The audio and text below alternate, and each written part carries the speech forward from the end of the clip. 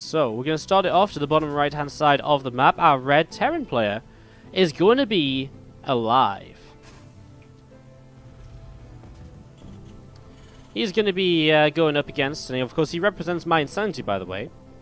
Completely forgot that he joined My Insanity when we cast him in the earlier series today, so apologise for not mentioning that back then. But he's going up against Hush, our Blue Protoss player, to the top left-hand side of this PvT semi-final match. aLive, last couple of times he's played Hush, has had quite a easy time against him. I think he took a 2-0 in an Alimo League, followed by a 3-0 in the GSL Super Tournament within like a week of each other. Now, they might have played again since then, I can't really say.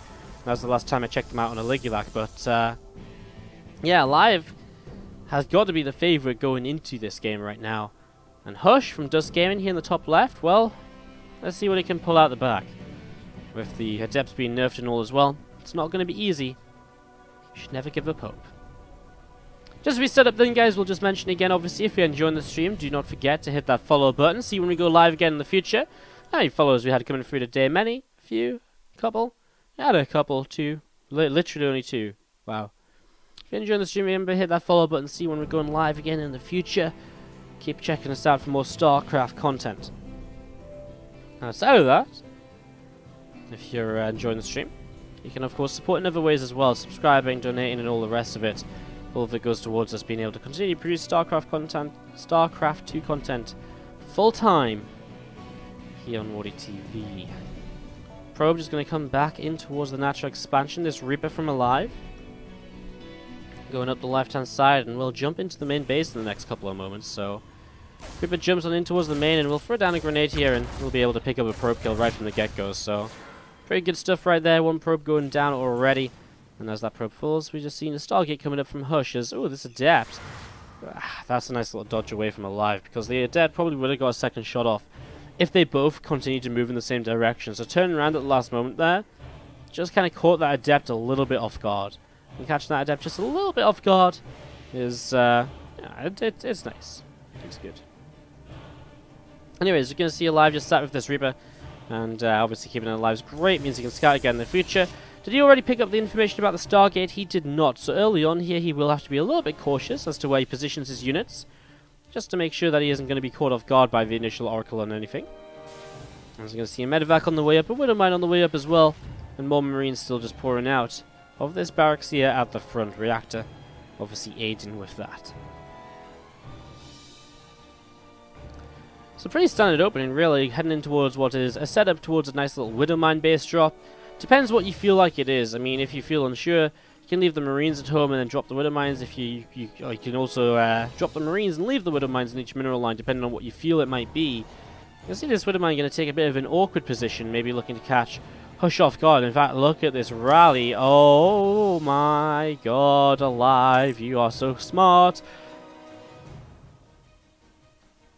Wow, that's so unlucky. That was so sick. It was like perfectly positioned, and the Oracle just changed direction slightly. Maybe Hush expecting it a little bit. Oh my god. I think he just knows the possibility of that. Maybe he's been caught off by this before, and he's just like, just in case. Maybe he sees it, and that's why he's dodging away. I mean, he did see the line connecting with the Oracle for a moment or two there. So close. So close aLive. It still kind of gives him an idea of where the Oracle came in from, of course, which means he could position his Marines nicely and just keep on deflecting. As we see a Void Ray follow up. As you see one Widowmine get into the middle line. Uh-oh, Hush, that's not exactly the split you want. 5 probes drop into the single Widowmine. Get a little bit of damage right there. First Void Ray out is just kind of sitting to the left, but obviously the Medevac to the north now has avoided that Void Ray nicely. So, good start in the Oracle. Now we'll actually probably have to come back home, drop the Revelation to clean that Widowmine up. Eventually. The great escape of this Widowmine, man, running all the way over to the side. Finally, the Void Ray able to pick up the kill. Next Widowmine will lift as well, though. I mean, if the Oracle is the only form of detection, dropping one Widowmine at a time is like super effective, because the Revelation every time is, at the very least, a huge waste of the Oracle energy, which could be put much better onto revelating the units on the map and all the rest of it. So this is really neat, and it's probably going to be the Widowmine picking up another 4 kills initially is also awesome, but forces the Oracle back to the Protoss side of the map again, and you can see Hush. I mean, with the Void Rays, it's kind of expected in some regards, but the gates coming up confirm it. It's going to be an aggressive attack from him. The gateway to the right-hand side especially, he wants to try and break through here nice and early and just get some damage done. So let's see how this is going to work out as we see this SCV just going to finish up building here. Mule drops in the mineral line as well. This Oracle from Hush still just having a little bit of a peek around, man. Looking to see what's up, looking to see what is going on. Stimpack and Combat Shields building as we see the +1 on the way as well. aLive with all of these necessary upgrades coming in at a pretty similar time as... Oh no, another Widowmine in the main. Picks up 9 more kills. This is the Widowmine from before. Hush. I mean, when you lose... Well, 13 kills to this Widowmine and 5 from earlier. 18 workers so early. You're not in a pretty position. However, aLive is moving a little bit out. So if this attack is ever going to work from Hush, it probably is going to be by catching aLive out of position. That is what's starting to maybe happen right now. Some units still gathering together in the center of the map. aLive running on up the left-hand side. He's got no idea about this. It's going to create a bit of a weird situation. A couple of Widowmines still here. And first Widowmine shot will connect quite nicely. Second one too. 2 Stalkers down. aLive obviously has to pull back and start dealing with this. Man, he might just get force field out of his natural. It's kind of a really weird situation. The fact that he was just like moving out at this time, wasn't really expecting this sort of 2-base attack because the 3rd base was a fake, has obviously worked out quite well. But it's just strange. Now Stim is about a couple of seconds away from finishing, which is a big part of this defense. SCV's being pulled in as well as...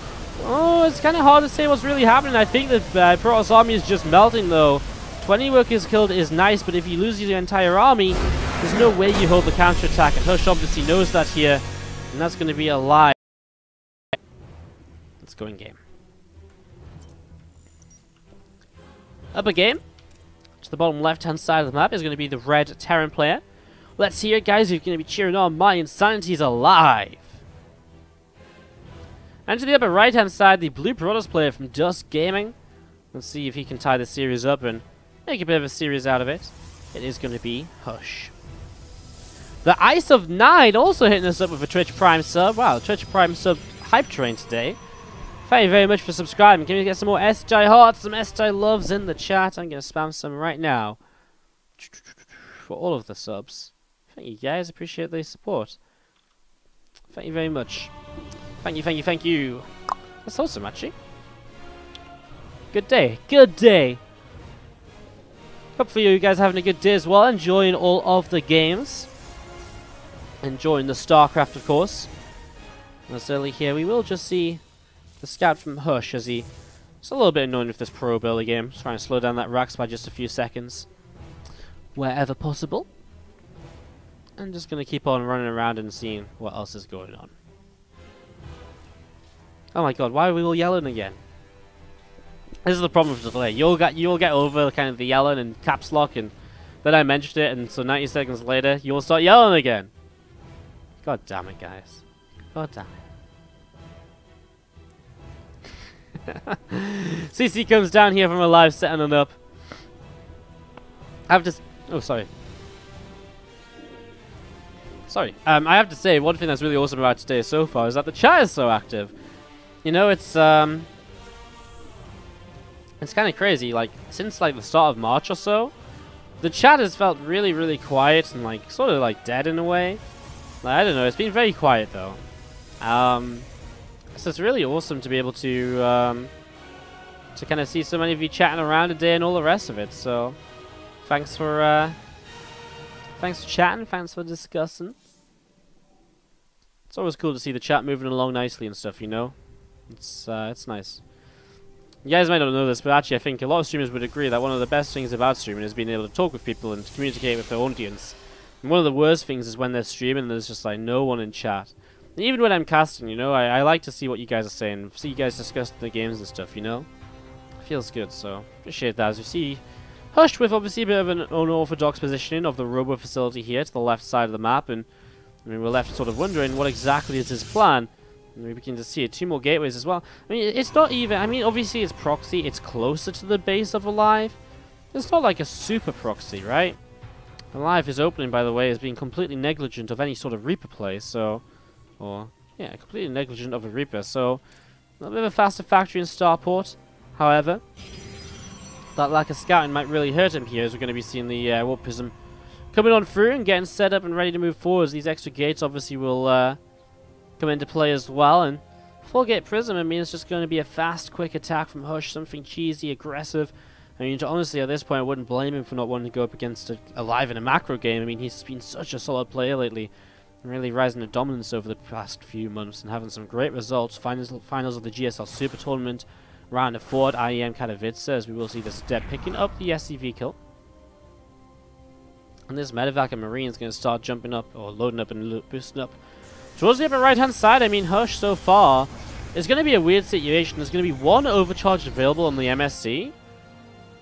aLive sees some units across the map as well. I wonder if that tells him something. He immediately starts to throw down a bunker, because I think he does begin to realize this, but the Prism is already moving forward, so this is going to be a weird set of positions. Like, Marines will force an overcharge here, then probably drop into the natural.